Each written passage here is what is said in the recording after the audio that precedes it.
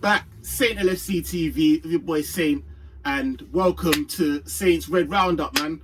We've got a lot to talk about today, so I just thought, you know what, why not sit back, relax, and get a little roundup of the topics that's going around this week, you know what I mean? As we got international football, you know it is, all the content makers, back, shout them out.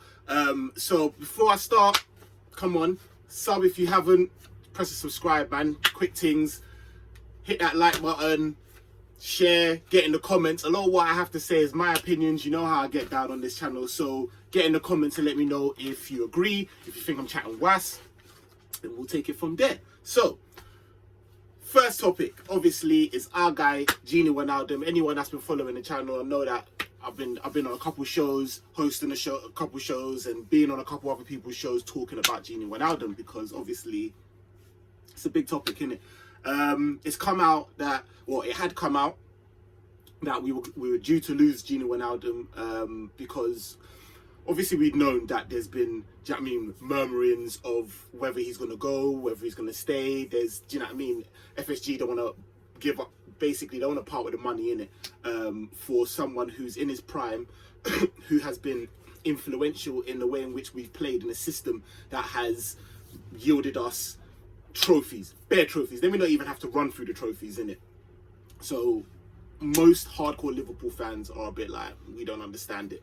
However, it then came out that he had signed a pre-contract, do you know what I mean, with Barcelona. Obviously we know that Ronald Koeman's there and he's been, do you know what I mean, tickling his balls for a while. He loves him, but obviously with all the like ifs and buts of what's going on with Barcelona at the moment, Koeman's future was in jeopardy. Well, we didn't really know what was going on. That's just come out apparently that the new president has pretty much said that your job's secure. So it looks like the go ahead might be, do you know what I mean, for Gini Wijnaldum. Obviously they got loads of trouble, do you know what I mean, and their wage structure is a madness. So having to put him on a wage structure, I don't know, it's going to be a madness. But now it's actually come out, shout out Fabrizio Romano, who's just come out and said in actual fact nothing's certain. To be fair, Fabrizio's come out and so is Gini. Let me not shout out Fabrizio without actually shouting out the player himself, who's actually come out and said, listen, nothing's certain in it. He hasn't signed anything, refuted the fact that he signed anything, so we don't know. Personally, yes, keep Gini, because like I said, he's influential. He's done more than show that he's worthy of a contract extension and a pay rise. Come on, man. Like, look at the other types of midfielders of his caliber in the Premier League, and look at what they're getting paid. Like, it's ridiculous. Let's not even go into that, innit? 70 bags. He should have got a pay rise.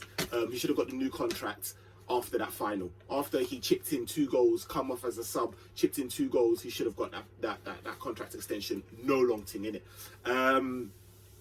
Shout out Conroy, who I do a lot of work with, and he also said to me, listen, like 140 grand over, I don't know, 3 or 4 years would equate to about, and obviously image rights and all of that, let's just say 5 to 10 million in it.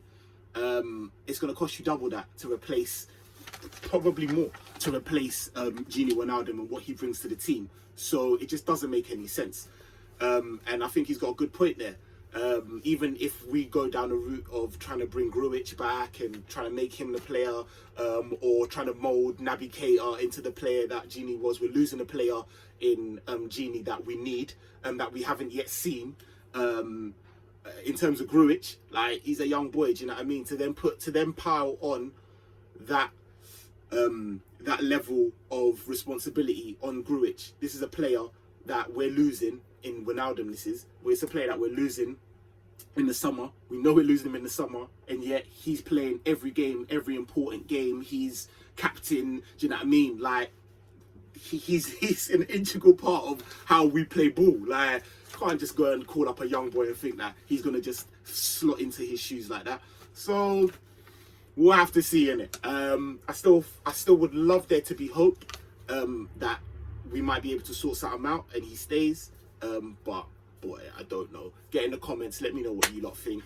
Is it done? Is it done? Like, I thought it was done. And then Fabinho, like I said, Fabrizio Romano came out. I was like, bro, maybe, like, I don't know. But let me know. Am I just clinging on to something that's just deadwood or what? All right, boom. Moving on to the next subject is Harry Kane, our boy Hazard.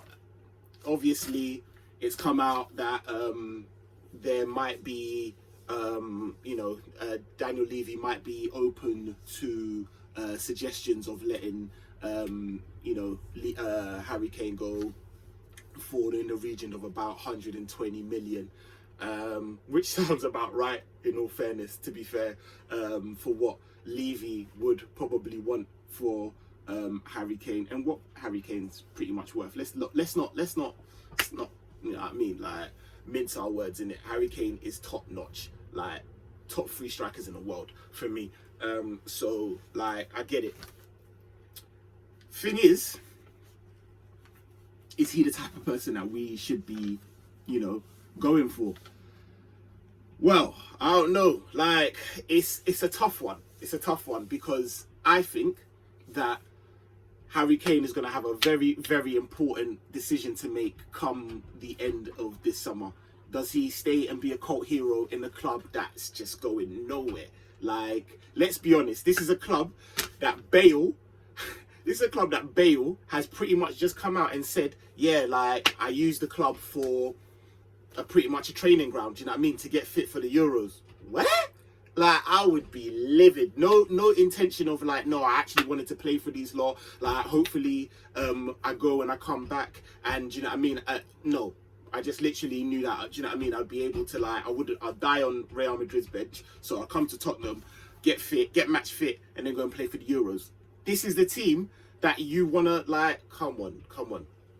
But like I said, he would be an absolute god, much like Shearer is in, do you know what I mean, Newcastle.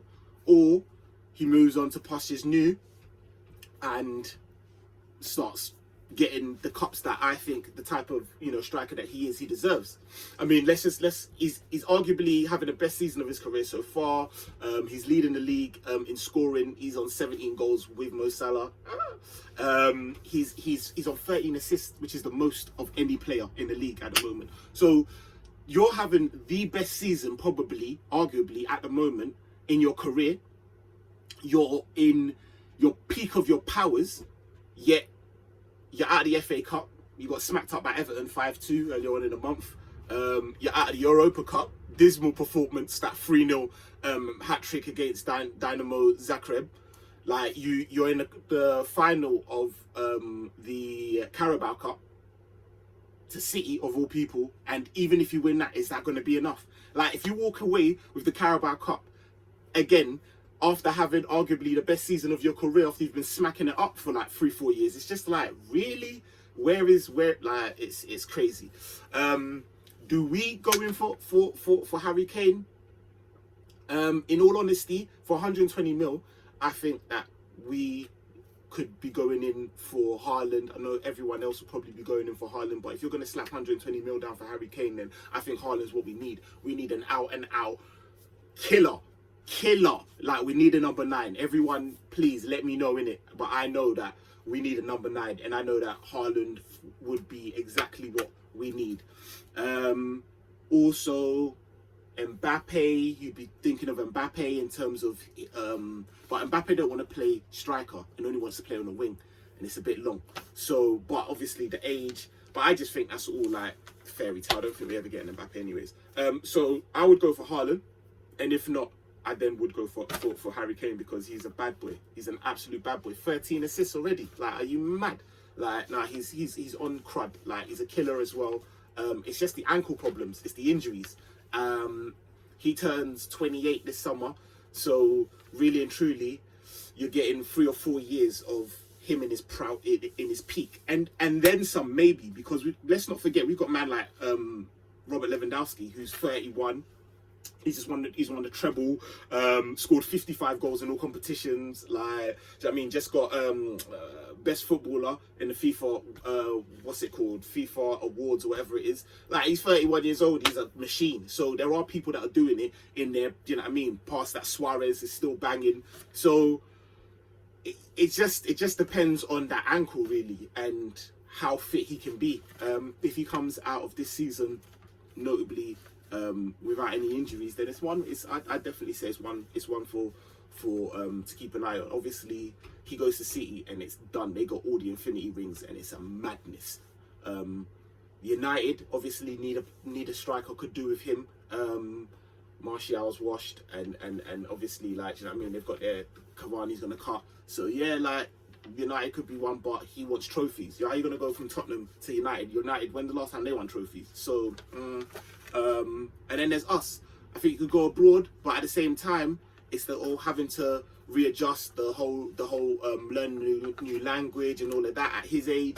And let's not sleep on the fact that this Shearer record, he's got 260, and he's 100 goals away now, like from beating that. I think he'd want to stay. So with that, and we win trophies, bro. Like, if we had someone like Harry Kane, we'd be on trophies. So yeah, man, I'm onto that, man. I'm onto that. So boom. Moving on to our man Virgil van Dijk, VVD, the one, the beast, the stallion, and his aspirations of playing in the Euros. Not surprised by it. Again, shout out Conroy, who's kind of broke that news to me a long time ago. I'm not surprised by it, being given his age, and he, you know what I mean, like, he wants to go and play for his country. As a Liverpool supporter, like, as a fan, I'm like, listen, ideally, no. Like, I don't really know what else to say. Like, ideally, no, innit? Like, especially when they're coming out and saying that, obviously, if depending on the time scale after he starts playing again, it could be quite, do you know what I mean, detrimental. If he brocks it again, could be quite detrimental to his footballing career. So I'm just a bit like, easy, big man, relax, just hold off, innit? But listen, you can't say that to someone you don't know what their aspirations are, and I get it. And obviously with them, man, just being slapped up by Turkey or 4-2 and that, they got shifted. So I understand that he's needed as well. Do you know what I mean? It's not just, I get it. But I personally can't be a hypocrite in saying that I hope that he is fit enough for the Champions League in some capacity, be it the final, be it next round, whatever, and then be like, nah, don't go to the Euros. It doesn't make no sense, you know what I mean? Because I would love him in the Champions League, I'm not even gonna lie. That would be, and so, yeah. I'm gonna leave that as that is. Get in the comments again, let me know what your thoughts are, and let me know how you stand on that one. Then moving on to Divock Origi.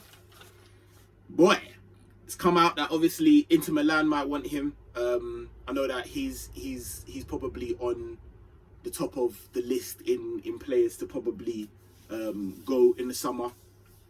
And where do I stand on that? I guess really and truly, it's a hard one because I really rate Origi, man. Really rate Origi. Obviously, I don't need to even chat about what he's done in the past and his important goals, Everton, Newcastle, Barcelona. He's just on stuff, innit? Like, I think he's an out-and-out striker. We just don't play the way in which really benefit the style in how he plays. And also the way in which for lack of a better term, mismanaged. It's been a bit booky. Man's been coming off all 2 minutes, 3 minutes, 6 minutes. Like, how are you really supposed to affect the game in those type of situations? He's had 17. He's participated in 17 games this season. He's got 1 goal, 1 assist. Those numbers are like raw. But those participations, when you look at it, are literally like a little 3 minutes here, or do you know what I mean? He's not getting real actual time to bed in. But again, in saying that, his contract's up in 2024, so we'd get good money for him. I think if he goes to into a club that like plays to his strengths, he'd do well. With someone like Michael Edwards at the helm, if we're getting money like the type of money we got for Brewster and that, then Origi should be one that we should be getting good money for and could fund our summer project. So yeah, in that sense, I'm happy to see him go.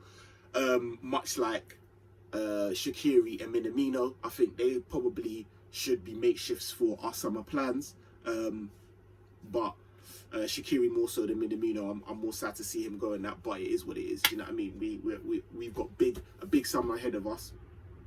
Apparently, we'll see. But what I do know, regardless of that, is we're gonna have to, do you know what I mean, make some money up. So yeah, man, it is what it is. So yeah, boom. Thanks for rocking with me on the little roundup. I'm gonna come with you. If you like this content, or if you like how I'm coming at you, then get in the comments, let me know, and I'll bring it a little bit more consistently. Try and do it every other day or something like that. But yeah, man, listen, like I said, subscribe if you haven't already, like, share, get in the comments, all of that. Boom, Saint LFC gang. Boom.